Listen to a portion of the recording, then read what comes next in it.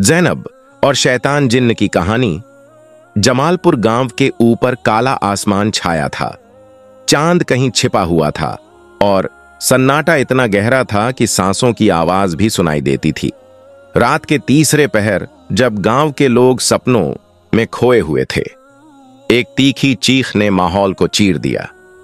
यह आवाज ज़ैनब के घर से आई थी। एक खूबसूरत लड़की जिसकी मिसाल पूरे गांव में दी जाती थी, लेकिन उस रात उसके घर में कुछ ऐसा हुआ जो किसी के जहन में नहीं था। ज़ैनब के कमरे का दरवाजा अपने आप खुल गया। खिड़कियों से तीखी हवा अंदर आई और एक काली परछाई उसके बिस्तर के चारों तरफ मंडराने लगी। ज़ैनब के मुंह से एक गहरी आवाज निकली, मैं आया हूं, अब वो मेरी है। इसके बाद उसकी आंखें बंद हो गईं और वह बिस्तर पर बेजान सी पड़ गई। घर वाले घबरा गए। ज़ैनब के जिस्म से काला धुआं निकलने लगा और उसकी आंखें सफेद हो गईं। जिन्न ने बाबा की तरफ देखा और बोला, तुझे लगता है तू मुझे रोक लेगा? मैं सदियों से हूं, तुझसे पहले भी कई बुजुर्ग हार गए। बाबा ने अपनी तस्बीह तेजी से घुमाई और अल्लाह का नाम लिया। जिन्न चिल्लाया, मुझे छोड़ दो वरना तुम सबको जला दूंगा। कमरे में आग की लपटें उठने लगीं, लेकिन बाबा नहीं रुके। उन्होंने एक आयत पढ़ी, औजू बिल्लाही मिनश शैतानिर रजीम, और जिन्न के चेहरे पर एक दर्द दिखाई दिया। रात भर ये जंग चली। कभी जिन्न ज़ैनब के जिस्म से बोलता, मैं इसे ले जाऊंगा। कभी बाबा की दुआ उसकी ताकत को कमजोर करती।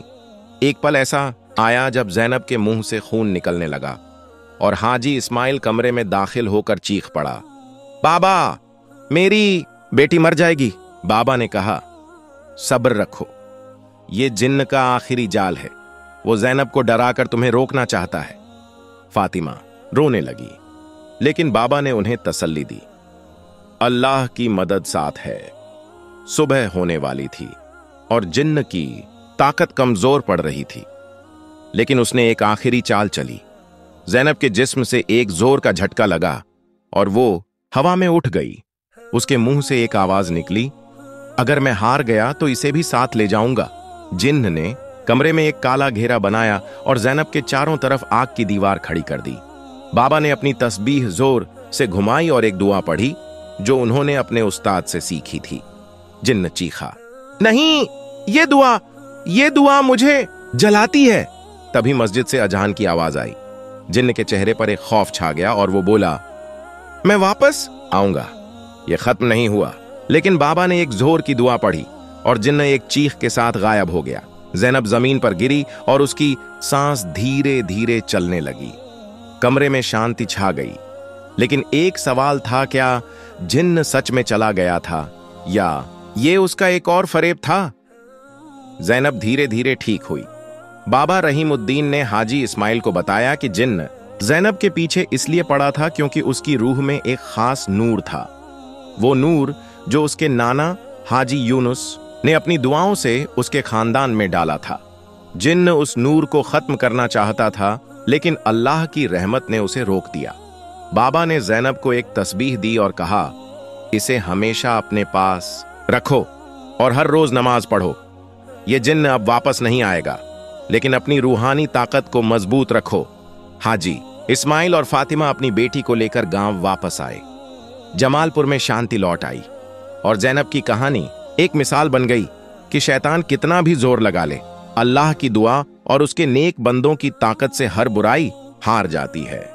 लेकिन एक रात जब ज़ैनब सो रही थी, उसने एक सपना देखा। एक काला साया उससे दूर जा रहा था और उसकी आवाज आई, मैं हार गया, लेकिन मेरा बदला खत्म नहीं हुआ। क्या यह सिर्फ एक सपना था या फिर एक नई कहानी का आगाज? ये तो वक्त ही बताएगा। ज़ैनब के अब्बू हाजी इस्माइल, एक मजहबी और खुददार इंसान, ने अपनी बेटी को जगाने की कोशिश की। वो चिल्लाए, ज़ैनब उठ, मेरी बेटी। लेकिन ज़ैनब नहीं उठी। उसकी अम्मी फातिमा रोने लगी और अपने हाथों से उसका चेहरा सहलाने लगी। घर के बाहर गांव के कुत्तों का भौंकना शुरू हो गया और मस्जिद के पास सोया हुआ एक फकीर जाग उठा। उसने अपनी तस्बीह उठाई और बोला, ये शोर ये शोर अच्छा नहीं है।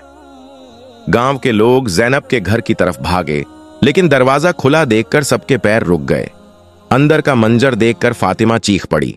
जैनब के बिस्तर के ऊपर एक काला साया था और उसकी लाल आंखें चमक रही थीं। ये कोई इंसान नहीं था, ये एक शैतान जिन्न था। लेकिन वो जैनब के पास क्यों आया था, ये सवाल सबके दिल में था, और इसका जवाब एक लंबी कहानी का आगाज था। जैनब जमालपुर की सबसे सुंदर लड़की थी।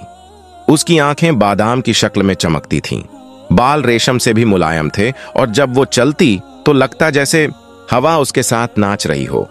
वो 20 साल की थी और अपने अब्बू अम्मी के साथ एक छोटे से घर में रहती थी।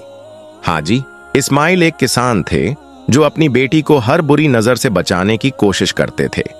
फातिमा एक नेक दिल औरत थी जो हर रोज जैनब के लिए दुआ मांगती थी। गांव के लोग जैनब को प्यार करते थे क्योंकि वो हर किसी की मदद के लिए तैयार रहती थी। कभी किसी बुढ़िया को पानी लाकर देती, कभी बच्चों के साथ खेलती। लेकिन जैनब की जिंदगी में एक राज छुपा था जो उसके घर वालों को भी नहीं पता था। उसके नाना हाजी यूनुस एक बुजुर्ग इंसान थे जो अपने वक्त में जिन्हों से लड़ने के लिए मशहूर थे। एक बार उन्होंने एक शैतान जिन्न को एक पुरानी हवेली में कैद किया था और उस जिन्न ने कसम खाई थी कि वो हाजी यूनुस के खानदान से बदला लेगा।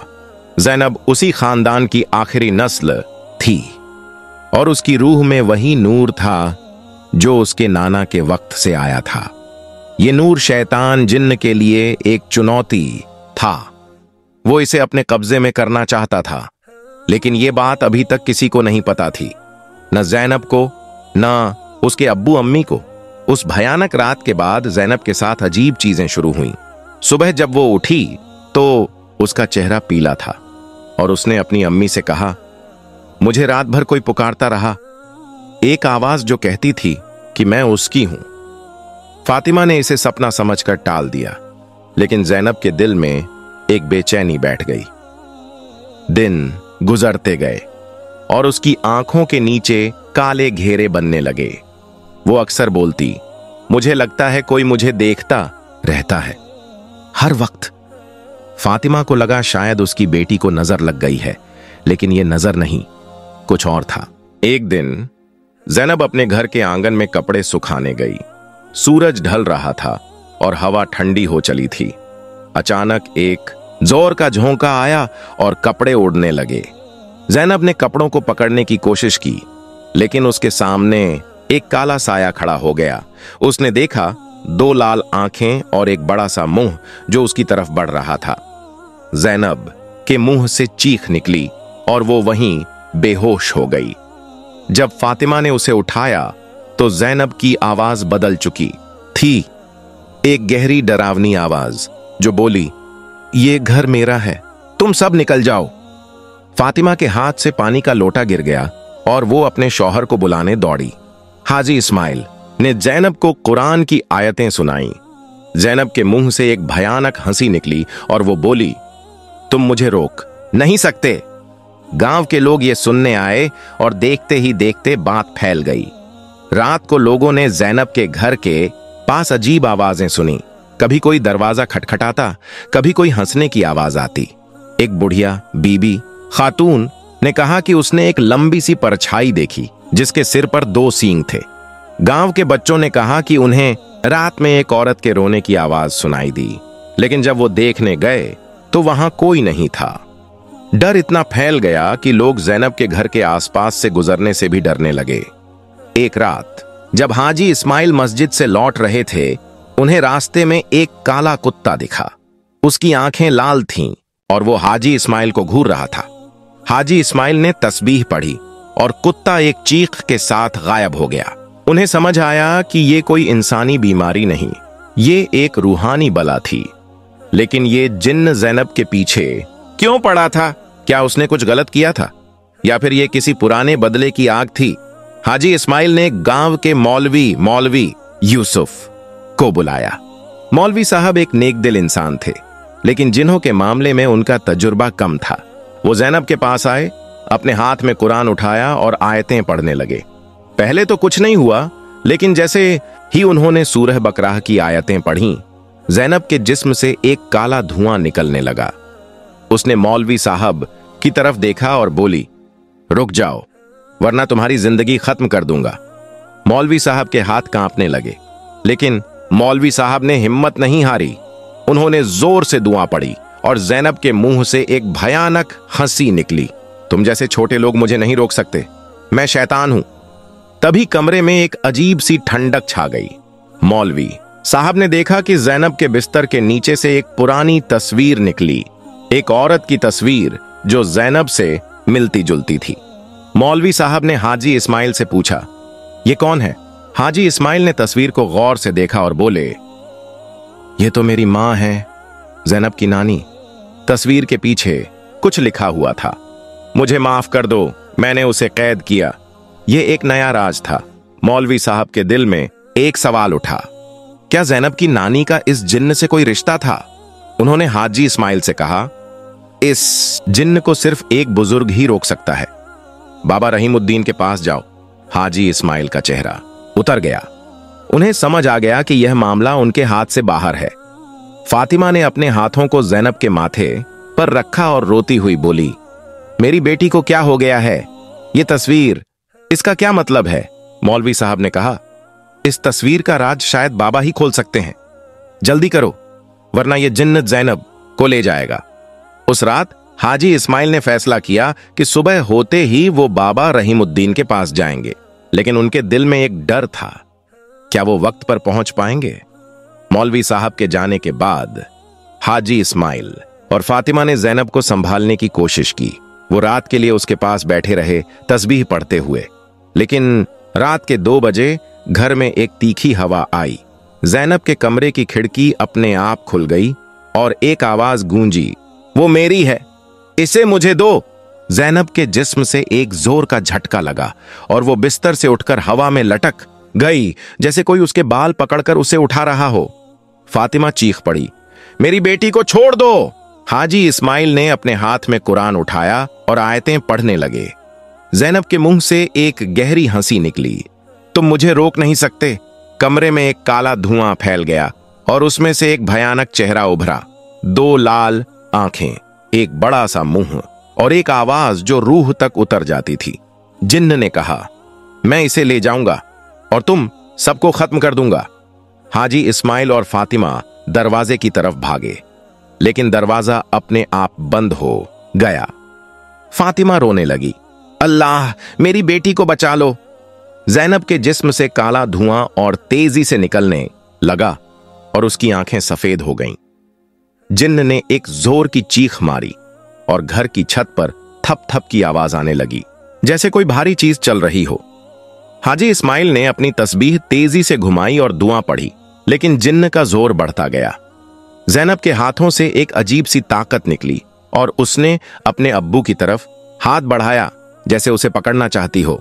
हाजी इस्माइल पीछे हट गए और फातिमा ने जैनब को अपने सीने से लगा लिया। तभी मस्जिद से सुबह की अजान की आवाज आई।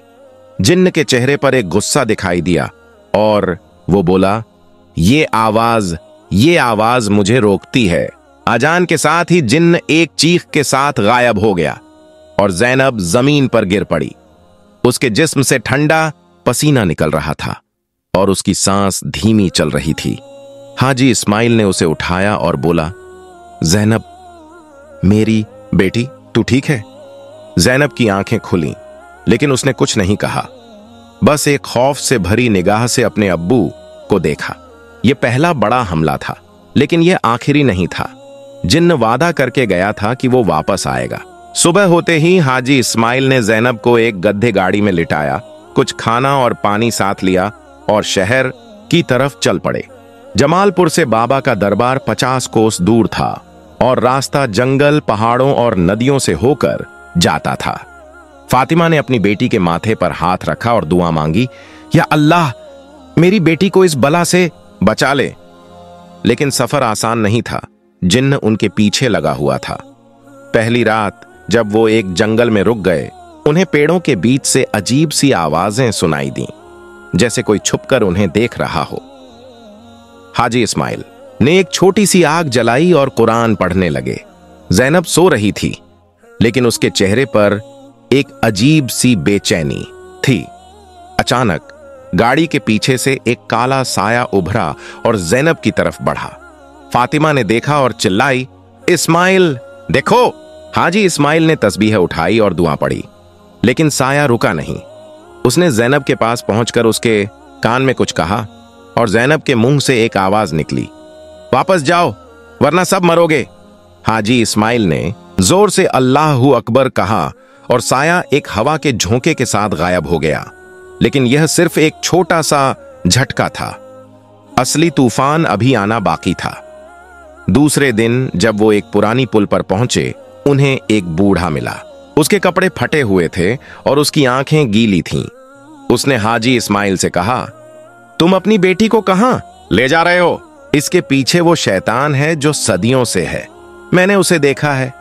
हाजी इस्माइल ने पूछा, आप कौन हैं? बूढ़े ने कहा, मैं एक वक्त उसका शिकार था, मेरी जिंदगी बर्बाद कर दी उसने। अगर तुम बाबा रहीमुद्दीन के पास जा रहे हो तो जल्दी करो, वरना यह जिन्न तुम्हें वहां पहुंचने से पहले रोक लेगा। यह सुनकर हाजी इस्माइल का दिल धड़क उठा।